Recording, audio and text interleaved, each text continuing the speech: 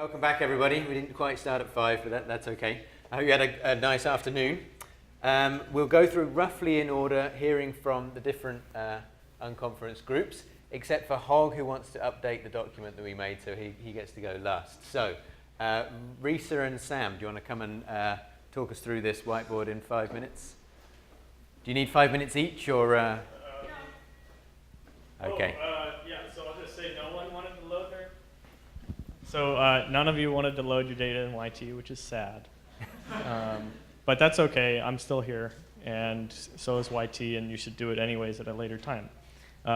So if you're interested in doing that, and you just didn't want to do it today, let me know.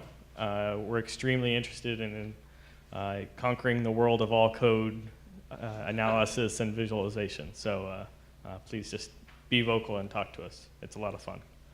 Very good. Thank you very much.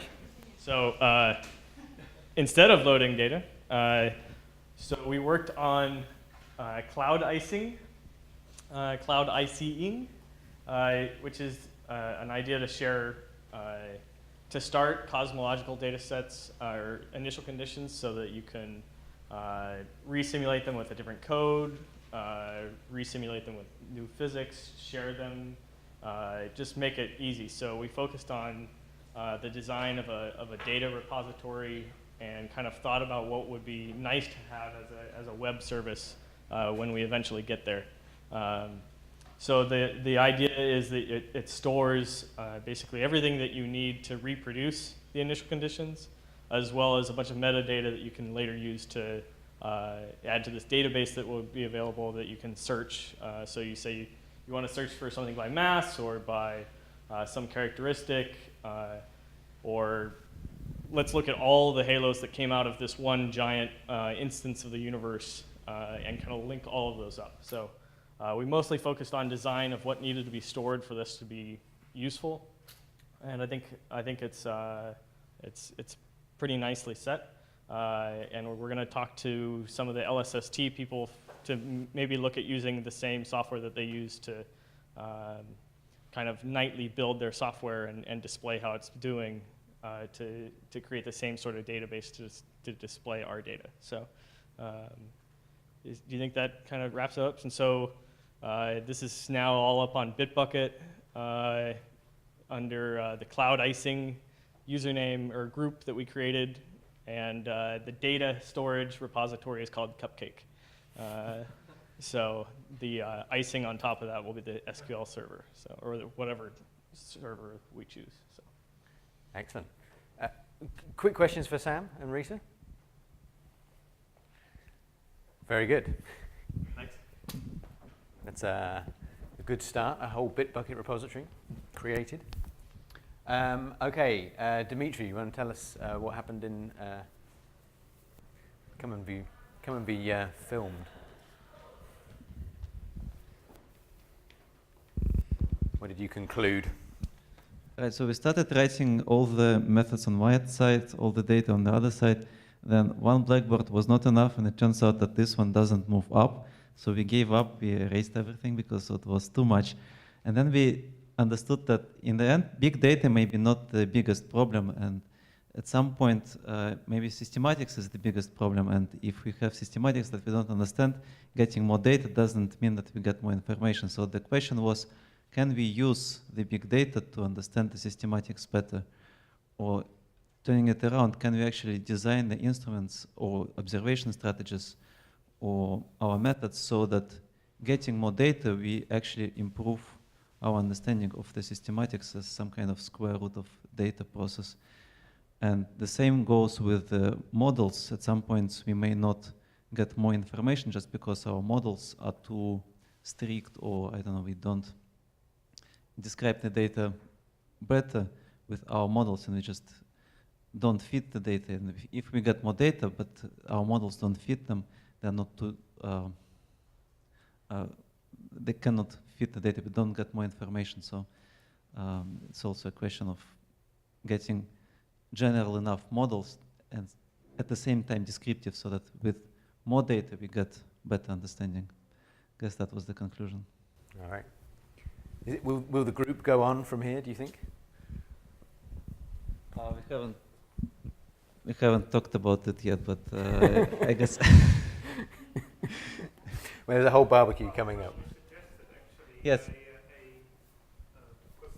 it took a while to get somewhere going because the scope was too large at the beginning. So we suggested if we decide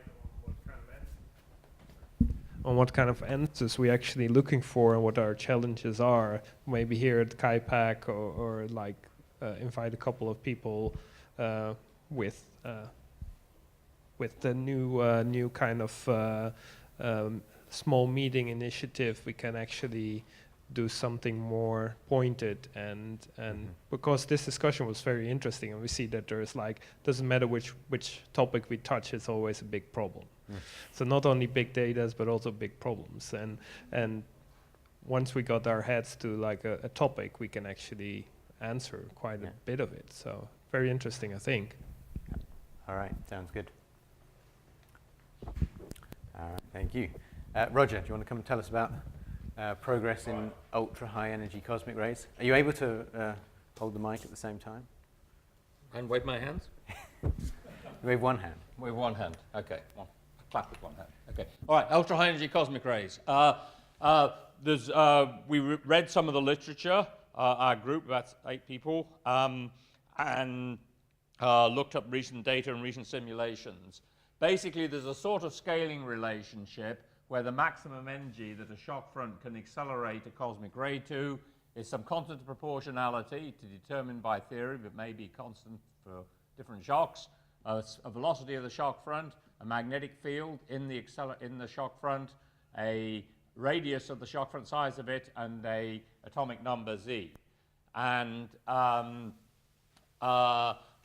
if we apply this to young supernova remnants, the situation is that the highest energy cosmic rays we see are about 300 TeV. That's for which we've got direct evidence. We infer up to about 10 times higher energy, but maybe of a different composition, from the spectrum of galactic cosmic rays.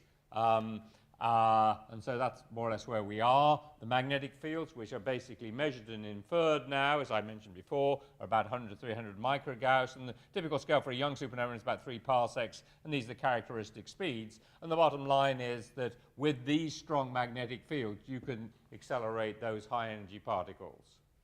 If we then turn to clusters of galaxies, we're trying to explain the highest energy cosmic rays, which are about 300 exaelectron volts.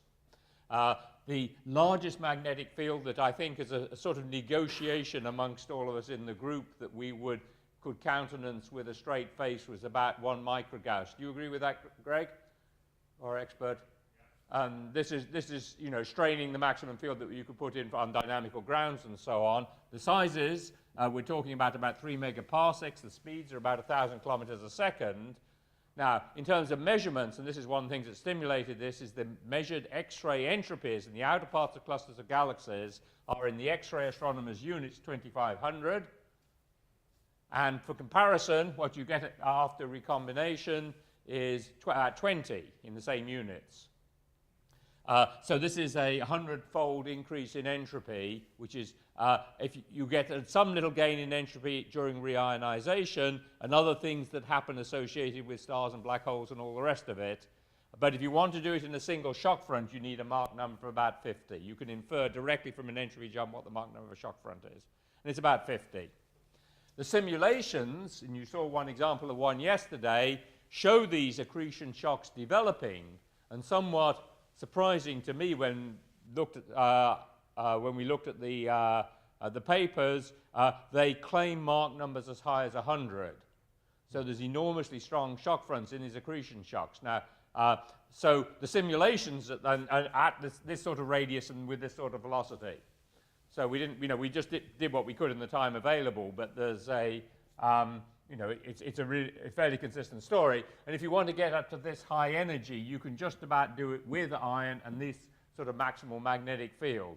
So it strains one's credulity to accelerate the highest energy particles in this way, but it is, I think, yet ruled out.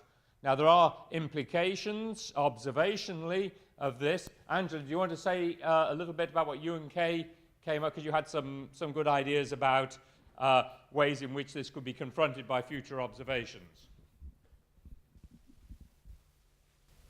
So for those who follow the pulsar model, it's very similar. The only difference is the e to the -2 versus e to the -1. But since the power goes under the galactic cosmic rays, it doesn't quite matter. So it's fine. So it's really, using iron to fit the highest energy. So, people have looked at these before, and protons won't do it. You really need the Z. So the maximum energy for protons is way too low. Okay, so that was just for those who have the background. But for those who don't, the biggest question we had was the gamma ray signature of this, because we don't see much gamma rays from clusters. So and this is hard to do in 1 hour, so we should go and look at that more carefully. The neutrinos would be interesting because, as a function of redshift, the evolution of these sources are much stronger than any other source we discussed, because the clusters are only going to be very iron-rich and at these Mach numbers very close to us. So at high redshift, they will have protons going through these clusters, making neutrinos, and the neutrinos would be PeV scales, which is right where IceCube is observing them. So that's kind of fun. And the other conclusion is that the anisotropies will be strong enough for a factor of 10 in exposure. So if we do build GEMUSO, or if we get a humongous giant air shower array, we should be able to show in the sky that these things are there, even with iron rich. Okay. No, thanks, Phil. So this is our team from today, just a couple of quick slides to show you. First, what is a brief idea? We had a look at Hubble's classic paper on the peculiar radial velocity of galaxies and wrote up the main result of it as a brief idea with one image and just a couple of 100 words. But the interesting thing is that there are a lot of ideas in this paper, and right at the end of the paper, he makes a couple of claims. And this might, conceivably, Hubble might not have come up with this. Conceivably, someone else could have come up with this idea, but how would they get it into the literature until they did the whole search? So what they're saying is, well, maybe, he says, maybe everything I've done is wrong, or maybe the velocity-distance relation may represent the de Sitter effect. And so this is a key idea that came from the paper for further exploration. But if he hadn't come up with it, how would someone else have communicated this idea easily? And with the Journal of Brief Ideas, maybe they could, something like this. Well, first thing I want to mention is that the Journal of Brief Ideas exists in some sense already, in that there is an entry that talks about the concept of the Journal of Brief Ideas uploaded on Figshare. It has a DOI, so it's citable and referable. Furthermore, the first reference to it already exists in another brief idea that talks about an appropriate platform for building the Journal of Brief Ideas. The point is to show it's very easy to do some of these things with the technology that we've got. And we spent some time today working on a basic interface to Figshare, which we want to use as a foundational level for this journal. We had some troubles getting the OAuth to actually work very well over the day. As anyone who's played with it knows, it's always difficult to make it actually work first time. So we didn't get too far along there, but we did come up with some wireframe images for how we would imagine the functionality in the screen would look like. So for example, you go to the Journal of Brief Ideas and you can search for ideas here on the left, and this will be a dynamic search with results popping up. They're all rated somehow. There's an image that might show you if there's an image in the idea, the title of the idea and a little bit of text. Big ideas are kind of like trending ideas that we'd have some algorithm to determine what's popular on the site at the moment. If you click on the upload an idea button, the bottom stuff all scrolls down, moves down the screen and opens up an upload form, which you can enter your idea in this little box.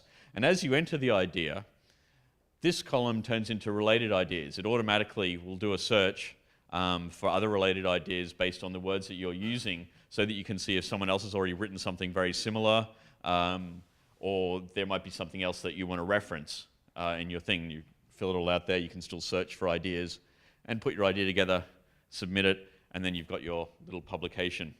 That's about how far we got. We talked a lot about a feature set for what we wanted, and it's quite detailed already. There are a lot of features that we'd want to add, and that would take some time to do. But this is kind of a minimal version of what the journal could look like.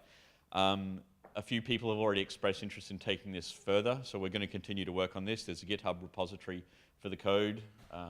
where we've got it there for anyone else who wants to join in and play with us.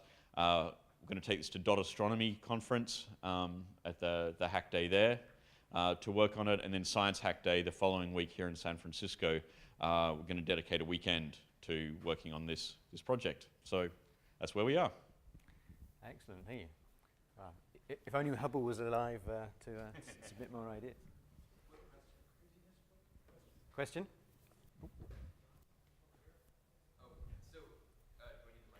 Yeah, I'll bring it.